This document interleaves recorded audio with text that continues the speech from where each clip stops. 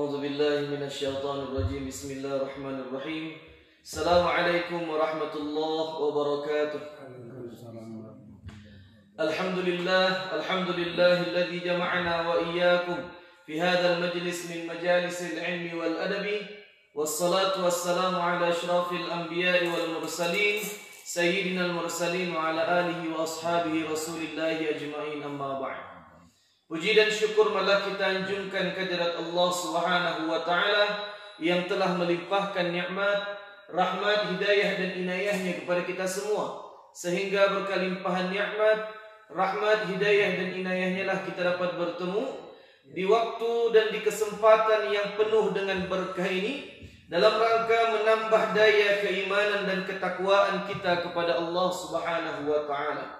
Kemudian salawat berangkaikan salam malah senantiasa kita doakan kepada Allah agar senantiasa dicurahkannya kepada pucuk pimpinan umat Islam sedunia, yakni Nabi besar Muhammad sallallahu alaihi wasallam, dengan mengucapkan Allahumma salli ala Muhammad wa ala ali Muhammad.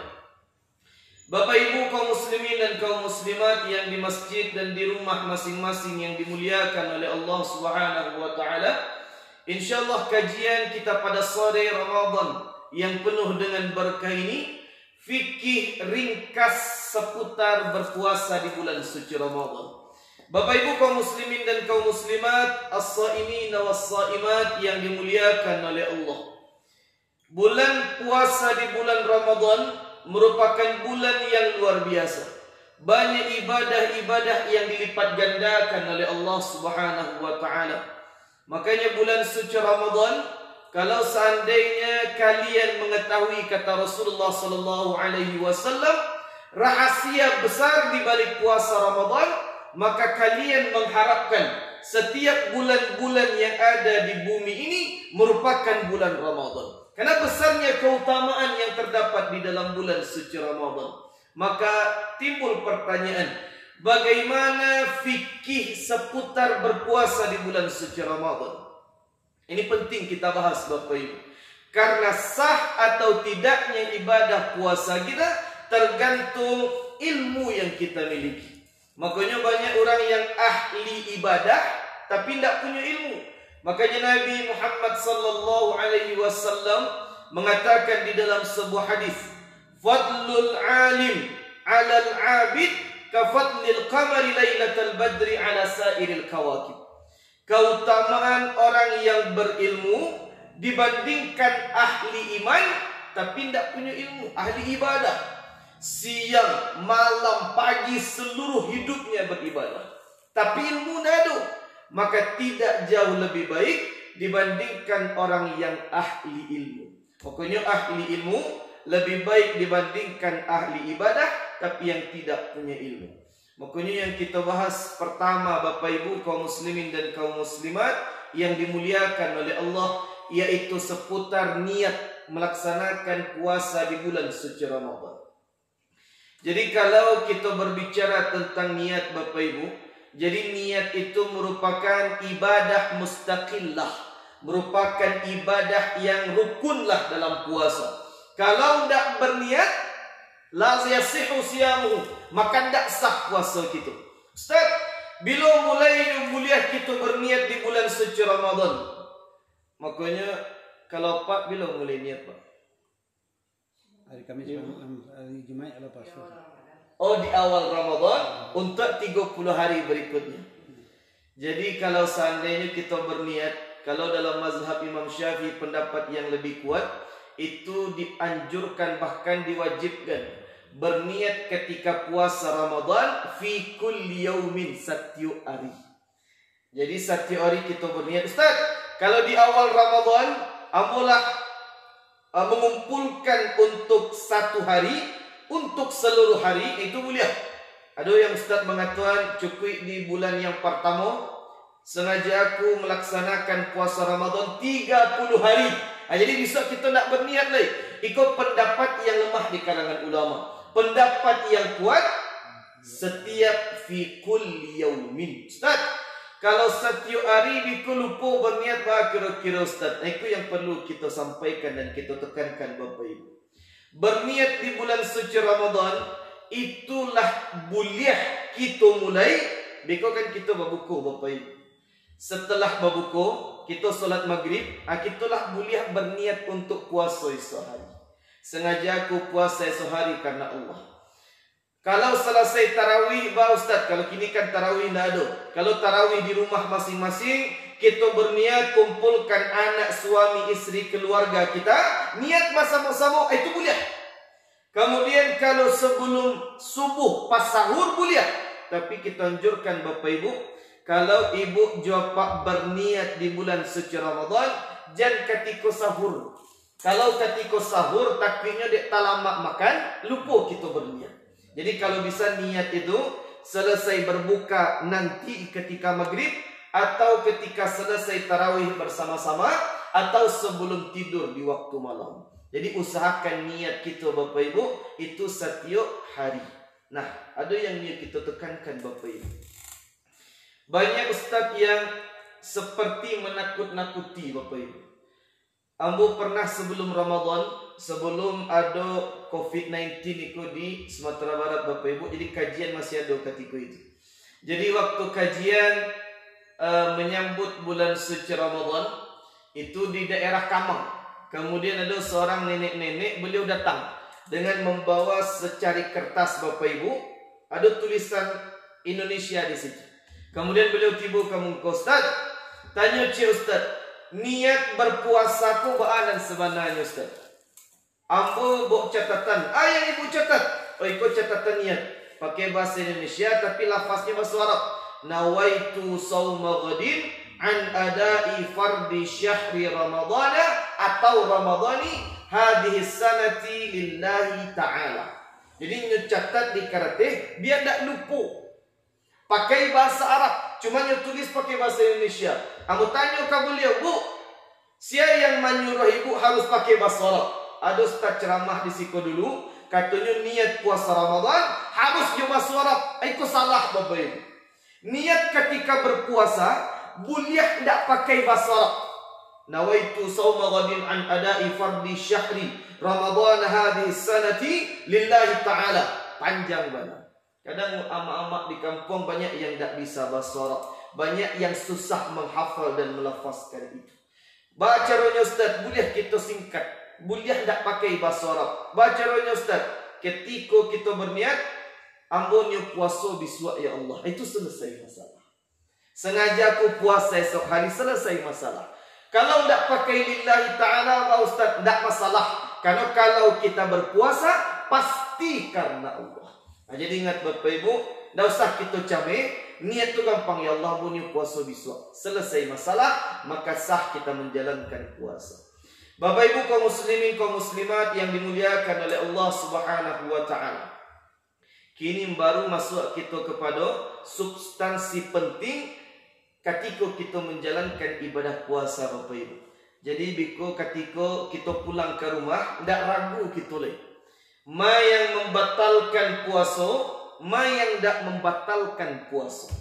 Jadi mubtilat yang membatalkan puasa dalam kajian fikih Bapak Ibu itu tis'atu anwa'in. Ada 9 macam mubtilatus shaumi, hal-hal yang dapat membatalkan puasa. 9. Di luar dari yang 9 itu nak batal. Jadi jangan kita ragu Bapak Ibu, itu batal atau tidak? Itu batal atau tidak? Itu batal atau tidak? Kita jelaskan. Yang pertama, memasukkan sesuatu ke dalam 5 lubang.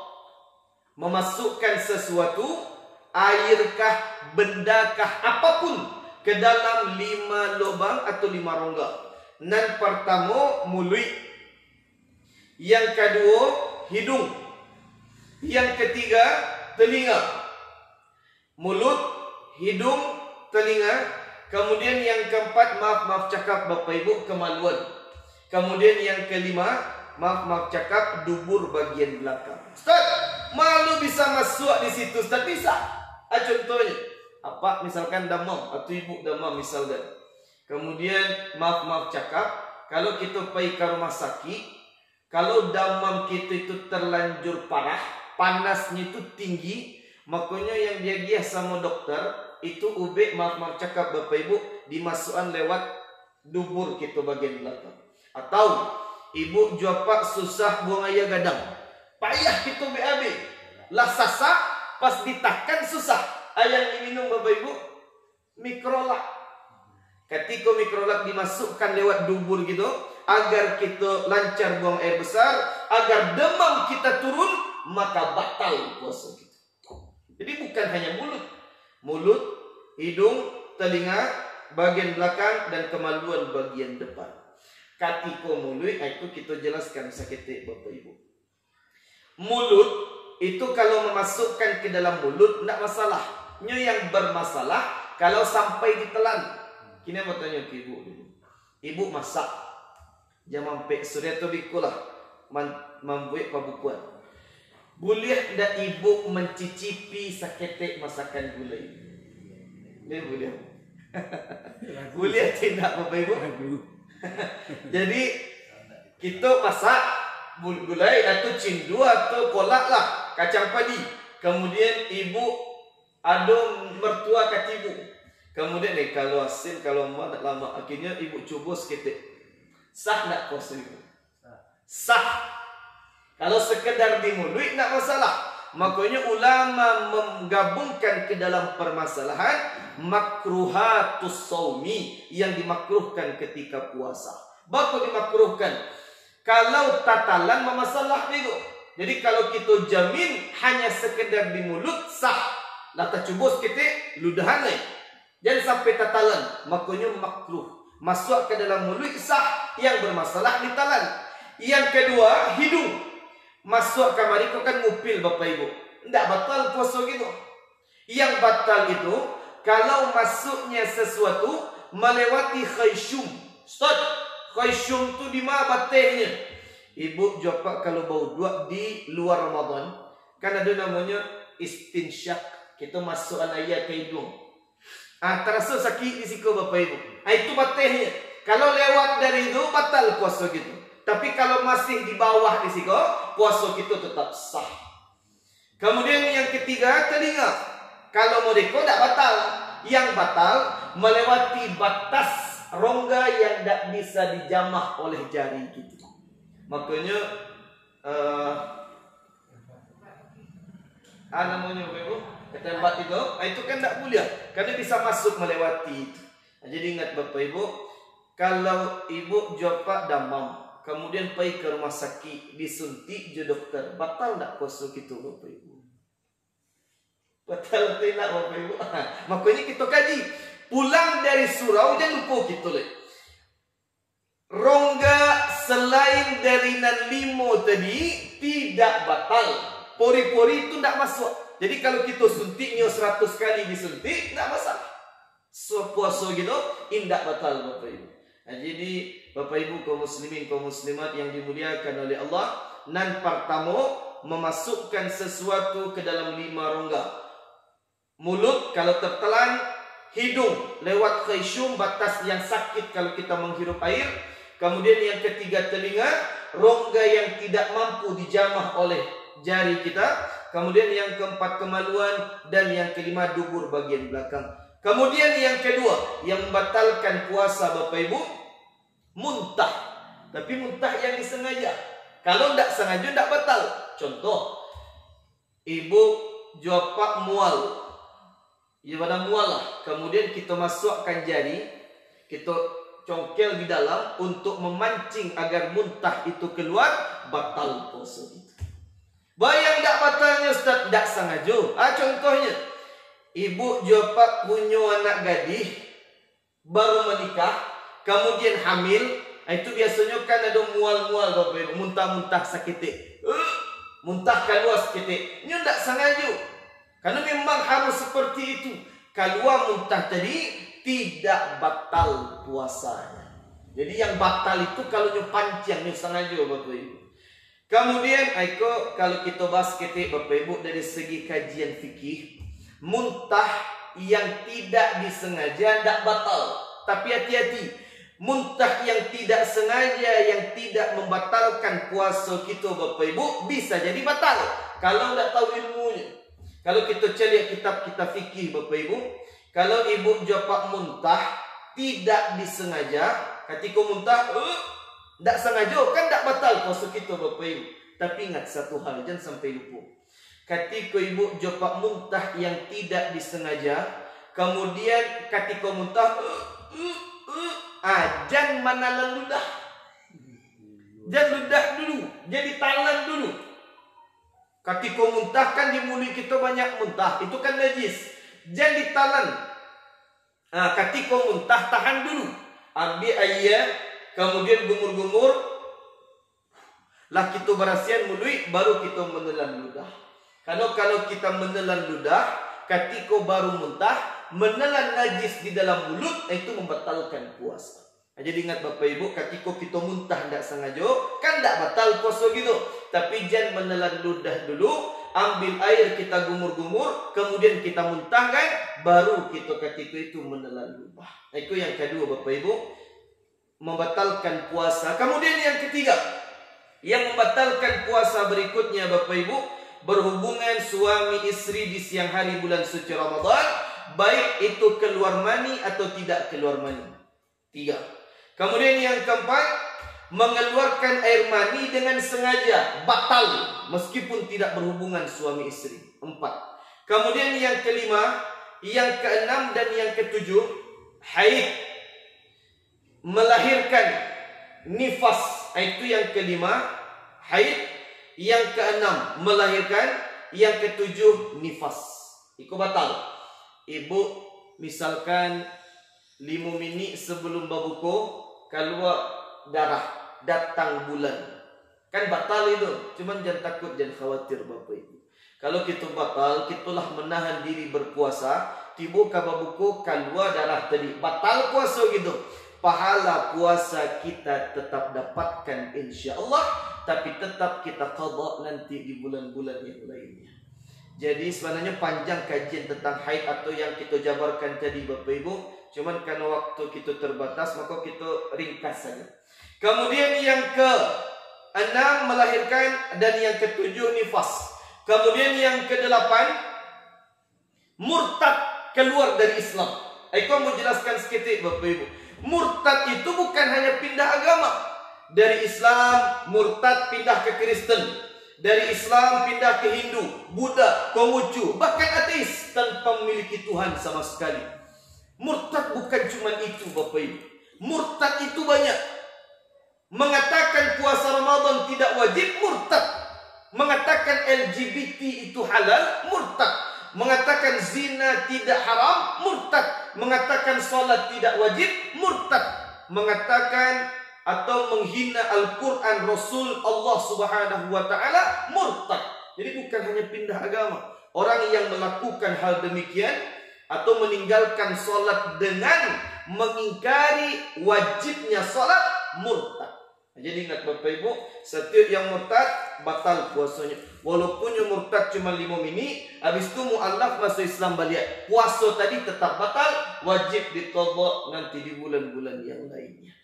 Kemudian yang terakhir Bapak Ibu, yang ke-9 yang dapat membatalkan puasa adalah zawalul akli, hilangnya akal kecuali tidur. Contoh, ada yang pingsan atau ada yang punya penyakit ayan. Ibu boleh tahu penyakit ayan?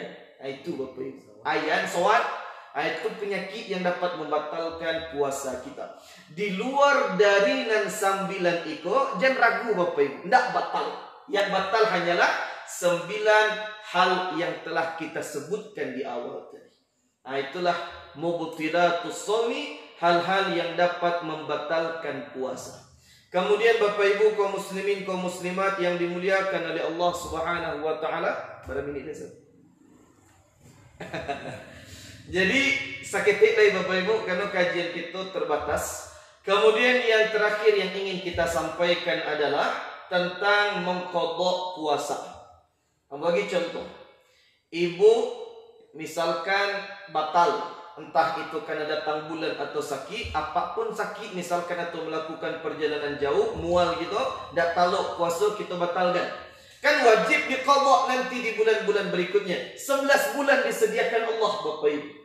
Ketika 11 bulan Palingan yang batal itu batal cuma 7 hari Bapak Ibu wanita yang haid. Kemudian yang sakit sehari, 2 hari, 3 hari. Kalau 11 bulan setelah Ramadan ini pergi, puasa yang kita qada indak jo kita kerajuan. Terlena. Ndak kita qada puasa gitu. Maka berdosa Bapak Ibu. Ketika sudah masuk Ramadan nanti yang akan datang, sedangkan hutang puasa bulan Ramadan ini tidak kunjung kita bayar, maka setelah Ramadan berikutnya tidak cukup dengan mengqadha, tapi dengan apa Bapak Ibu? Dengan membayarkan fidyah. Jadi Allahnya mengqadha, kemudian bayar pula fidyah. Bapak harus bayar fidyah Ustaz, karena awak berdosa, bermaksiat. Lah bisa dion sabale bulan indak di karajuan puasa qadha tadi, maka kita harus dan diwajibkan membayar fidyah. Tapi ingat Bapak Ibu, kaum muslimin, kaum muslimat yang dimuliakan oleh Allah, Iko mau sampaikan ke Ibu Japa. Kalau Ibu Japa ada hutang puasa, kita memiliki hutang puasa qadha, kemudian ketika mengqadha, usahakan dapat 2 pahala Bapak Ibu. Makasihnya Ustaz. Ketika Ramadan tahun ini telah berlalu dan pergi, kemudian di bulan-bulan berikutnya, ketika Ibu Japa niat mengqadha puasa, itu kalau bisa ketika puasa Senin dan Kamis. Karena puasa Senin dan Kamis dapat kita 2 pahala.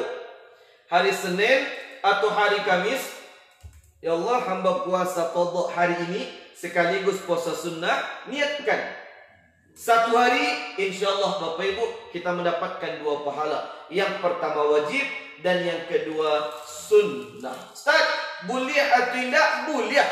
Sunnah dengan wajib boleh digabung. Yang tak boleh digabung wajib dengan wajib. Itu yang dikaji ulama dalam ilmu fikih. Tapi ingat Bapak Ibu, ada yang tak boleh. Yang tak boleh Ustaz, menggabungkan puasa qadha Ramadan tahun ini dengan puasa 6 hari di bulan Syawal. Itu tak boleh. Bulan kini Ramadan, Ibu Japa punya hutang 3. Ketika di bulan Syawal, kita kan puasa 6 hari di bulan Syawal, sekaligus kita qadha di hari itu. Itu tak boleh. Bapa tak boleh Ustaz? Karena qadha dengan Ramadan dengan puasa 6 hari di bulan Syawal, itu puasa sejalan, tak bisa dipisahkan antara satu dengan yang lainnya. Man sama Ramadan, siapa yang berpuasa di bulan Ramadan, summa atba'ahu sittan min Syawal, kemudian dia ikuti setelahnya dengan puasa 6 hari di bulan Syawal, kana kasyamid dahri, maka dia mendapatkan pahala seperti berpuasa 1 tahun. Jadi tak boleh kita gabung. Ada ulama yang mengatakan bayar qadha dulu, kemudian baru puasa 6 hari. Tapi ada ulama yang lebih memberikan keringanan, karena mengqadha itu waktunya banyak, sedangkan puasa Syawal hanya di bulan Syawal. Maka ulama mengatakan boleh kita karajuan Syawal dulu, beko di bulan yang lain baru kita qadha. Atau yang lebih baik, lakukan bayar puasa qadha terlebih dahulu, kemudian baru kita laksanakan puasa 6 hari di bulan Syawal. Itulah kajian kita Bapak Ibu seputar fikih ringkas tentang puasa di bulan suci Ramadan. Kita berdoa kepada Allah Subhanahu wa taala, mudah-mudahan Ramadan tahun ini kita menjadi kayaumin waladathu ummuh, seperti bayi yang pertama kali dilahirkan oleh ibunya, bersih tanpa noda. Karena memang janji Allah melalui lisan Rasulullah, man sama Ramadan imanan wa ihtisaban, siapa yang berpuasa Ramadan karena iman, ketulusan dan mengharapkan ridhanya Allah, ghufira lahu ma taqaddama min dambi, akan diampuni seluruh dosa-dosa yang telah berlalu. Itulah kajian kita Bapak Ibu, mudah-mudahan dapat kita amalkan dan kita kembali mendoakan mudah-mudahan penyakit virus dan wabah ini segera diangkat dari bumi kita ini, dan kita kembali mampu melaksanakan salat berjamaah ke masjid, salat Jumat dan pengajian dan lain sebagainya, sehingga negeri kita menjadi negeri yang baldatun thayyibatun wa rabbun ghafur. Itulah kajian yang bisa kita sampaikan Bapak Ibu. Subhanakallahumma bihamdika asyhadu an la ilaha illa anta wastaghfiruka wa atubu ilaik. Wassalamualaikum warahmatullahi wabarakatuh. Waalaikumsalam. Kul sa patuti sa tumulong. Ay mati.